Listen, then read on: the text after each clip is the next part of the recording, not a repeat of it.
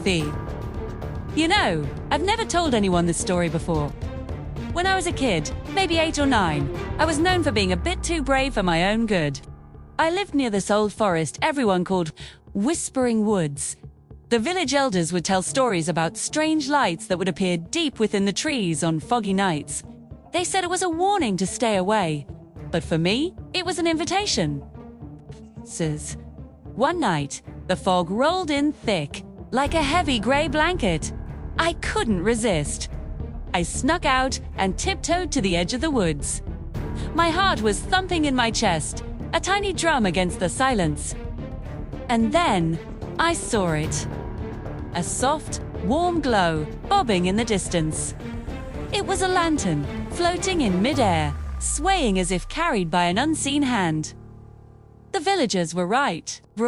Against every warning I'd ever heard, I started walking towards it. The air grew colder and the mist swirled around my ankles. The trees looked like twisted skeletal figures, their branches stretching out like long, bony fingers reaching for me. That's when I heard the whispers. They seemed to come from everywhere and nowhere at once, a chilling, rustling sound on the wind. Churn back, ... double quotes, they hissed. My legs felt like jelly, but my curiosity was stronger than my fear. I had to know what that lantern was. I kept following, deeper and deeper into the woods, the light always just ahead of me. It led me to a part of the forest I'd never seen before, where the trees were ancient and gnarled. The lantern stopped, hovering in front of a massive, hollow oak tree. As I got closer, I saw something that made my blood run cold. Inside the hollow, 2 glowing eyes blinked open. They weren't like any animal eyes I'd ever seen. They were bright, almost hypnotic.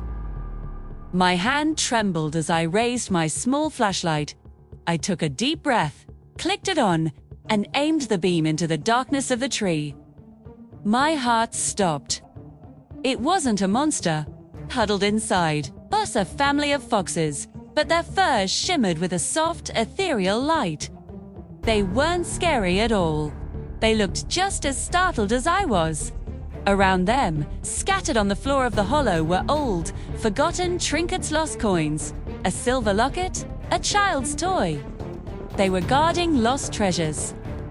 The lantern, I realized, was just the glow from their den, magnified by the thick fog. A wave of relief washed over me, so intense it almost made my knees buckle. As I watched in wonder, the mist began to part, and the moonlight finally broke through the canopy. The woods weren't whispering warnings anymore. They were just silent and beautiful.